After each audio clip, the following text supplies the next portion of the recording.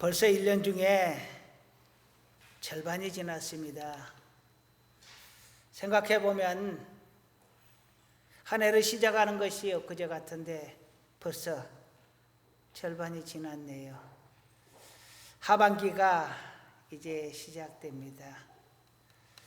여전히 코로나는 우리 곁에 머물러 있고 어쩌면 우리가 생각하는 것보다 더 오랜 기간 머물러 있을 수도 있겠다. 어쩌면 같이 살아야 될지도 모르겠다 하는 생각도 들게 합니다.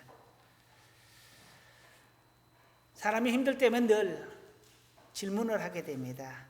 나에게 대해서, 하나님에게 대해서, 세상에 대해서. 인생은 우리에게 참 많은 질문들을 합니다. 이 코로나가 왜 왔는가? 이 코로나가 언제 끝날 것인가? 이 코로나가 세상을 얼마나 바꿔놓을 것인가? 부질없는 질문 같죠. 지나고 나면 부질없어집니다. 이런 질문들은. 하지만 당시 그 상황에서는 가장 필요하고 절실한 질문들입니다. 지나고 나니까 의미가 퇴색해지고 지나고 나니까 그 답을 알게 되는 것이죠. 그때는 아직도 여전히 답을 모르고 어떤 결과가 나올지 어떻게 진행이 될지 모르는 상태이기 때문에 그 질문이 늘 우리 속에 머물러 있을 수밖에 없습니다. 그때 우리는 그런 질문들로 인해서 인생의 목적을 알게 되고 명분을 얻게 되고 삶의 의미를 되짚어 보게 됩니다. 어떤 때는 그런 질문들을 통하고 그 질문에 답함으로 인해서 힘과 용기를 얻기도 합니다. 물론 좌절하기도 하지만요. 제가 간증한 적이 있는데요. 고등학교 때 3학년 때였던 것 같습니다. 자취방의 천장에다가 제가 물음표를 5개를 그려놨습니다. 5개를 그려놓을 때는 분명히 한 개 한 개마다 의미가 있었거든요. 물음표 하나는 무엇을 의미하고 물음표 하나는 무엇을 의미하고 왜 살아야 되는가, 또 무엇을 하며 살 것인가, 이 학교를 어떻게 할 것인가 등등. 그런데 그 질문이 지금은 희미해지고 의미가 없습니다. 기억도 못합니다. 지금 생각하면 아무 부질없는 질문이었던 것 같습니다. 기억마저도 못할 정도로요. 하지만 당시에는 매우 심각한 문제였습니다. 이거 학교를 계속 다녀 말어. 정말로 심각한 고민거리였거든요. 한번 돌아보시기 바랍니다. 지난날에 그 심각한 고민들 중에 오늘날 웃고 넘길, 또는 이미 그 답을 얻은, 아니면 이미 의미 없어진 그런 질문들이 얼마나 많은가.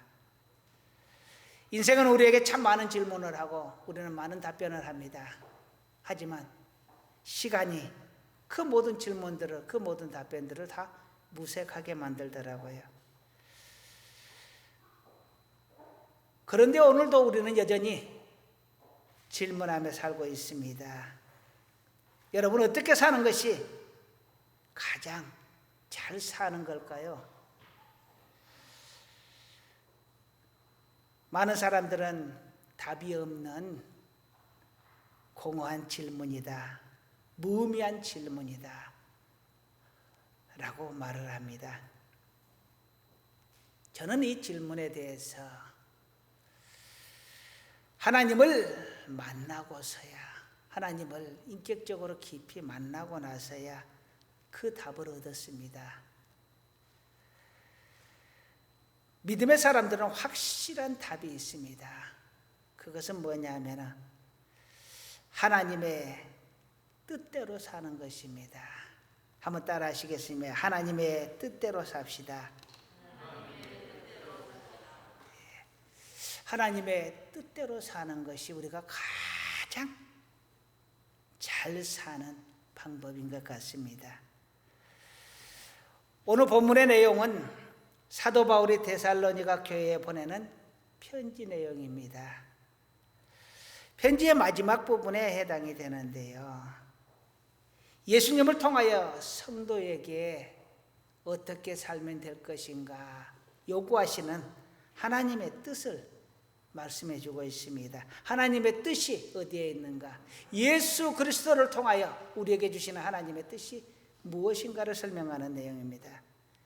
거기서 세 가지를 말합니다. 항상 기뻐하라, 쉬지 말고 기도하라, 범사에 감사해라.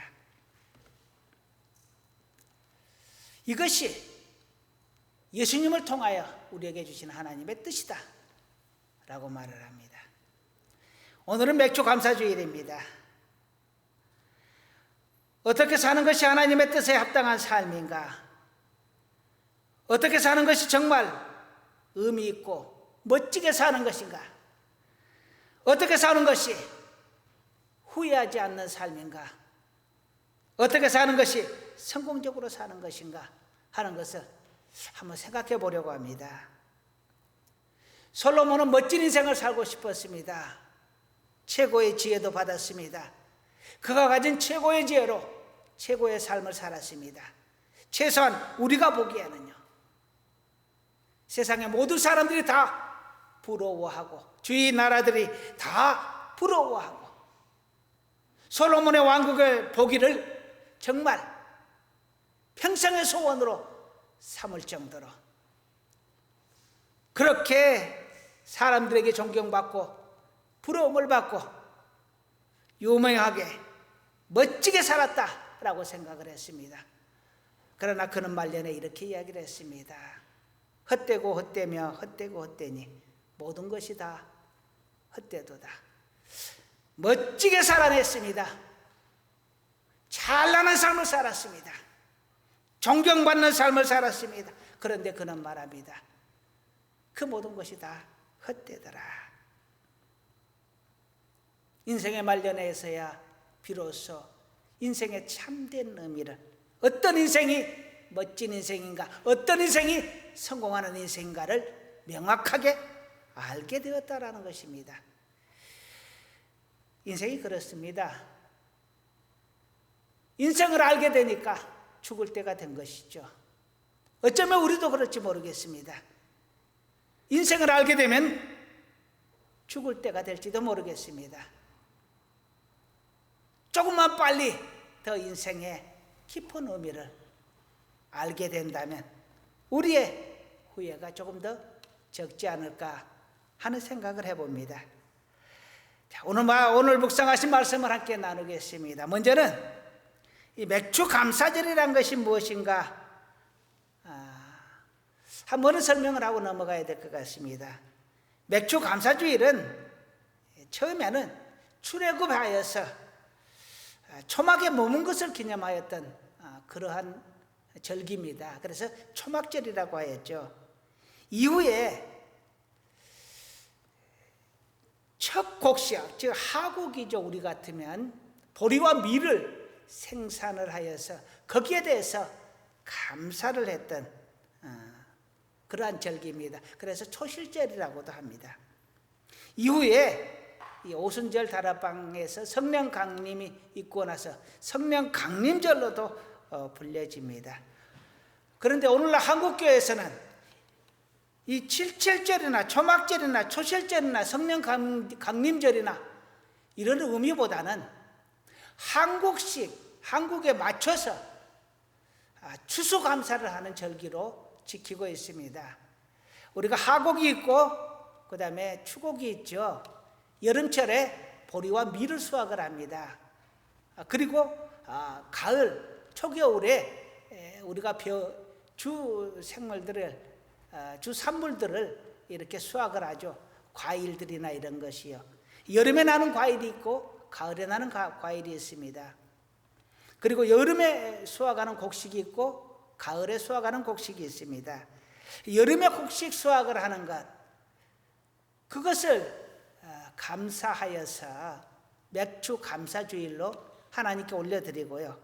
그리고 상반기 동안 1월에서 6월 이 상반기 동안 하나님께서 우리에게 지켜주신, 우리와 함께 해주신, 우리에게 은혜 베풀어 주신 그 은혜를 감사하며 지내는 절기가 오늘날 우리 한국교회의 맥주감사주일입니다. 물론 뜻은 조금씩 달라졌지만 통틀어서 보면 다 초실절이나 또는 칠칠절이나 이런 성령 강림절이나 이런 모든 뜻이 다 담겨져 있다라는 것이죠. 자, 그러면 이제 오늘 본문에 우리가 접근을 해서 원초적인 질문을 한번 해볼게요. 우린 도대체 누구이고 우린 도대체 어떻게 살아야 하는가? 우리가 철학적으로 이것을 정리하자고 하는 것이 아닙니다. 내가 가진 지식으로 정리하자는 것이 아닙니다. 세상이 요구하는 답변을 말하자는 것이 아닙니다. 여기에 대해서 우리 하나님은 어떻게 이야기를 하고 있는가? 성경적인 답변을 생각해 보려고 합니다.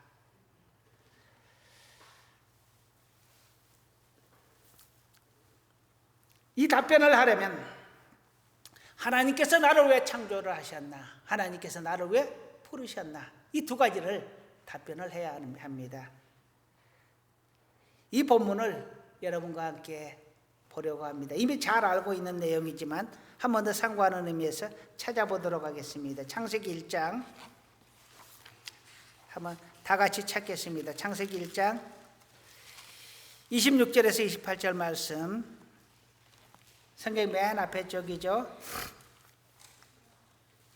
26절에서 28절 말씀 다 같이 함께 읽겠습니다.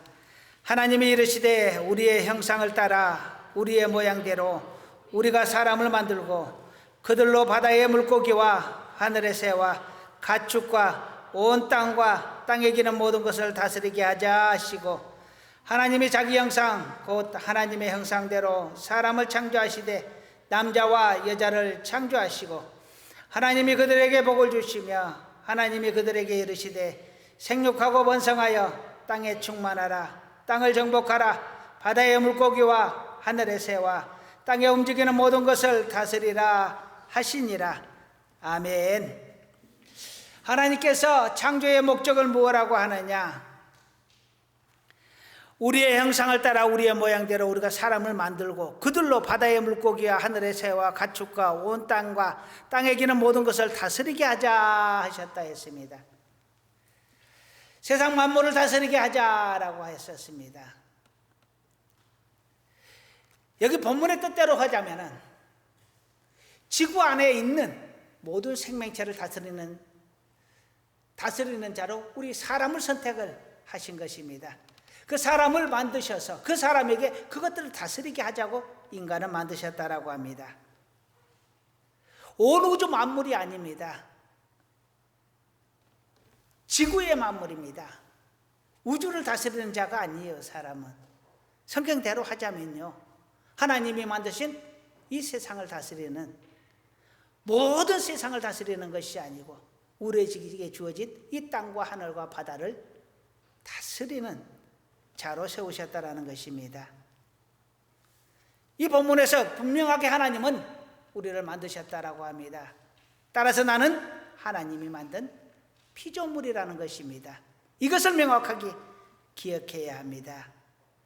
또한 우리의 모양대로 우리의 형상대로라고 했습니다. 이 형상은 하나님의 성품을 말합니다. 모양이 하나님 우리 인간의 모양 모습을 닮았다라는 뜻이 아니라 하나님께서 우리에게 성령으로 우리에게 불어넣어 주셔서 하나님의 성품이 우리 안에 있다라는 것입니다. 고로 나는 하나님의 성품을 닮은 유일한 피조물입니다. 하나님의 피조물이 돼 하나님의 성품을 닮은 유일한 피조물이죠. 그러면서 하나님께서는 우리에게 모든 것을 다스리게 하자라고 합니다. 즉 하나님의 집사로 우리를 세우셨다라는 것입니다. 나는 하나님의 집사입니다. 또한 그러면서 28절에 하나님께서 갖가지 축복을 허락하십니다. 그들에게 복을 주시며 그들에게 이르시되 생육하고 번성하라. 생육하고 번성하라, 첫 번째 축복이고요. 땅을 정복하라, 두 번째 축복입니다. 바다의 물고기와 하늘의 새와 땅에 움직이는 모든 생물을 다스리라. 모든 생물을 다스리라는 것이 세 번째 축복입니다. 온 땅에 충만하고 땅을 정복하고 모든 생물을 다스리는 것이 하나님께서 우리에게 주신 축복입니다. 하나님께서 그 어떤 생명체에게 이와 같은 축복을 주신 적이 없습니다. 오직 사람, 오직 우리에게만, 오직 나에게만 하나님께서 허락하신 최고의 복인 것입니다. 그러니 나는 누구냐? 나는 하나님이 만든 피조물이요, 하나님의 형상을 닮은 피조물이요, 하나님의 집사요, 하나님께 최고로 복을 받은 자라는 것입니다. 우리는 하나님을 떼어놓고는 나를 정의할 수가 없습니다. 하나님과 함께 하는 것이 곧 나의 정체성을 찾아가는 것입니다. 두 번째로, 하나님은 왜 나를 하나님의 백성, 하나님의 사람, 하나님의 자녀로 선택하시고 불러주셨을까 하는 것입니다. 내가 무엇을 하며 살아야 하는가 하는 질문에 대한 답변입니다. 이사야서 43장 21절을 한번 보시겠습니다. 이사야서 43장 21절 함께 읽겠습니다. 구약성경 제 성경으로는 1020쪽입니다.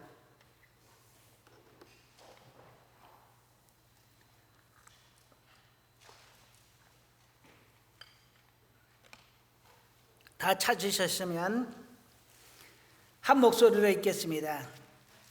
이 백성은 내가 나를 위하여 지었나니 나를 찬송하게 하려 함이니라. 아멘. 다시 한번 읽겠습니다. 이 백성은 내가 나를 위하여 지었나니 나를 찬송하게 하려 함이니라. 아멘. 여기서 분명하게 말합니다. 우리는 하나님의 백성이다. 너는 하나님의 백성이다. 또 너는 나를 위하여 지었다. 나를 위하여 존재한다 라는 것입니다. 또 하나님을 찬송하게 하려고 불렀다. 나는 하나님을 찬송하게 하려고 부른 하나님의 백성입니다. 분명하게 하나님은 43장 1절에 이렇게 이야기합니다.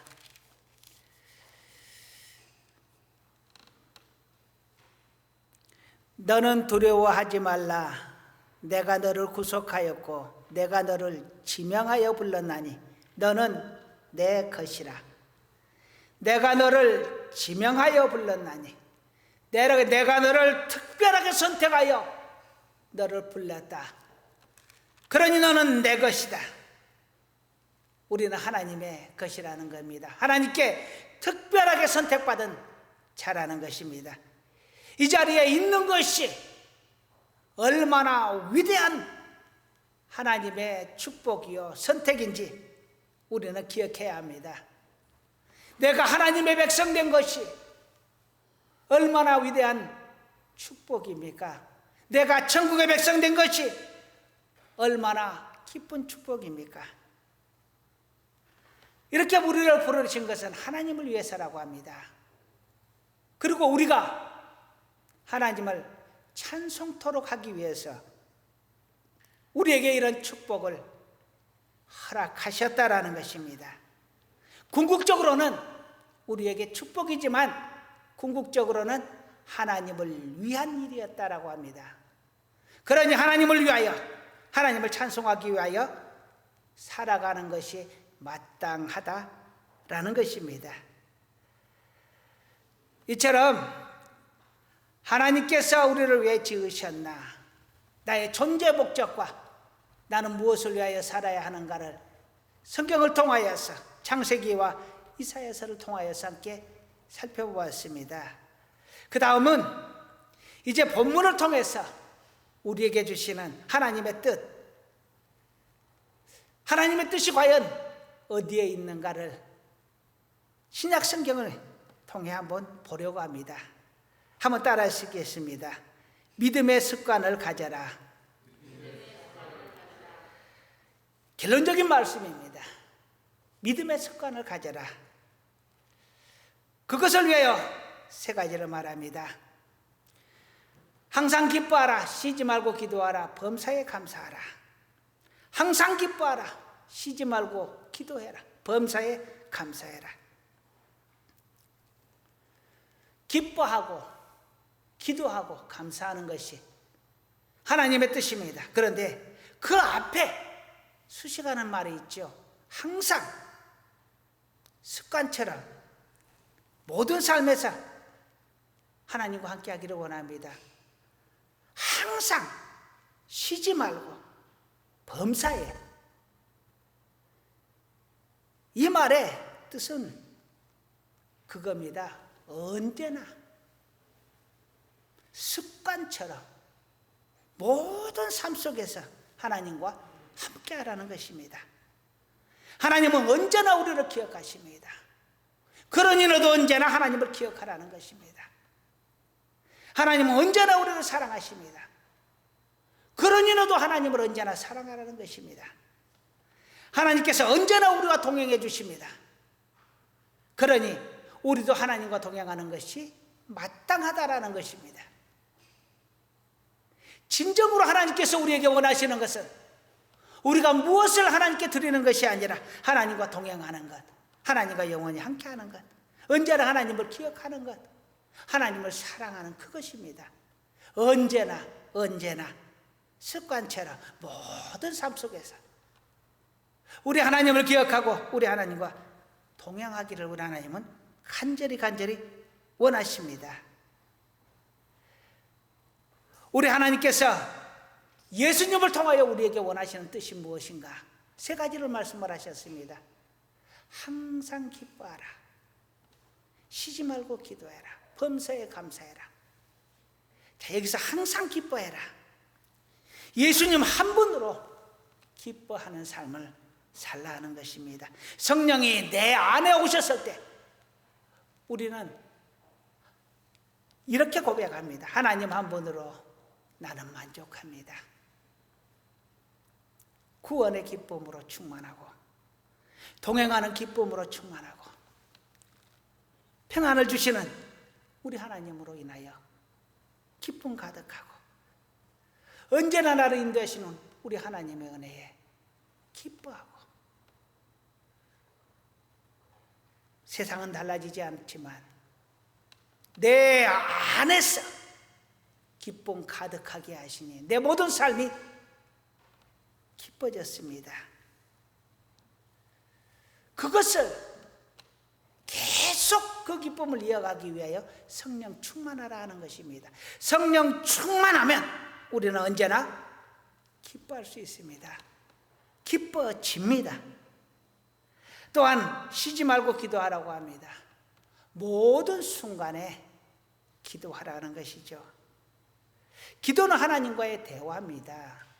하나님과 대화한다는 것은 하나님과 계속 동행하는 것이죠.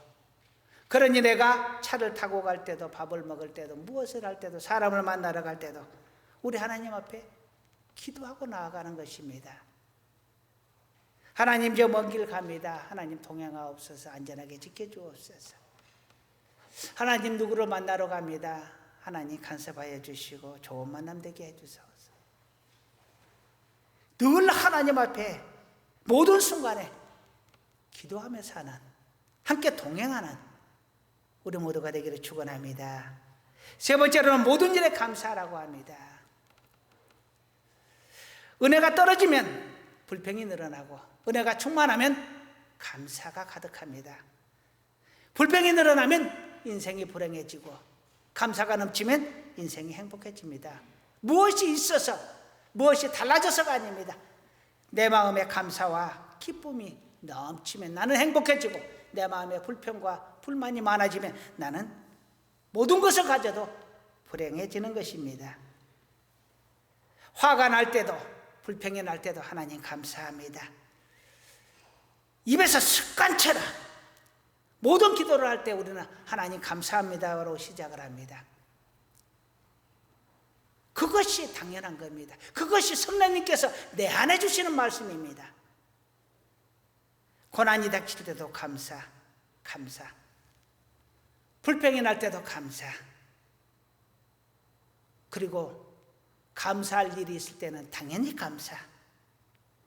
모든 일에 감사하면 나는 행복한 사람이 될 것이고 내 인생은 정말 행복한 인생이 될 것입니다.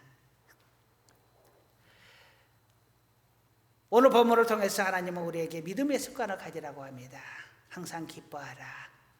쉬지 말고 기도해라. 범사에 감사해라.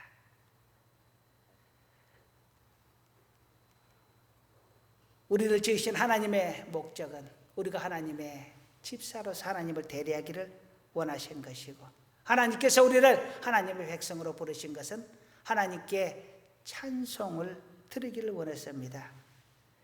이 말씀을 집약하면 하나님의 중심으로 살아가라는 것입니다. 그것이 가장 올바르게 인생을 사는 것이고, 가장 의미 있는 인생을 사는 것이고, 가장 성공적인 인생을 사는 것입니다. 솔로몬처럼 모든 것을 다 누리고서도 말년에 후회하는 삶을 살지 않는 길입니다.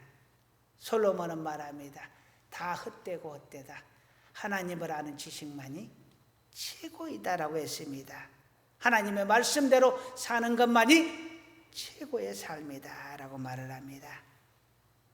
올바른 믿음의 습관을 키우셔서 항상 기뻐하고 항상 쉬지 말고 기도하고 범사에 감사함으로 우리 하나님과 늘 통행하는 우리 하늘교회 가정 모두가 되기를 간절히 축원합니다. 그리고 우리의 삶이 다하는 그날에 정말 하나님의 이름을 기억하며 하나님의 나라에서 다시 만날 수 있기를 간절히 축원합니다. 기도하시겠습니다. 우리는 세상에서 많은 것들로 기쁨을 얻으려 합니다. 그러나 우리 주님 한 분으로 기뻐하게 하옵소서. 우리는 세상에서 너무도 많은 것을 요구합니다. 그러나 우리 하나님에게 기도하며 원하는 자 되게 하여 주소서. 우리는 세상에서 감사할 조건들을 많이 만들려고 합니다. 그러나 우리 하나님으로 인하여 감사하게 하소서. 우리 주님으로 인하여 기뻐하고 기도하고 감사하는 자 되게 하소서. 연약할 때마다 우리 하나님께서 우리를 붙들어 주셔서 올바른 믿음의 습관을 키우며 우리 하나님과 함께 동행하는 우리 모두가 되게 하소서. 예수님의 이름으로 기도드립니다. 아멘.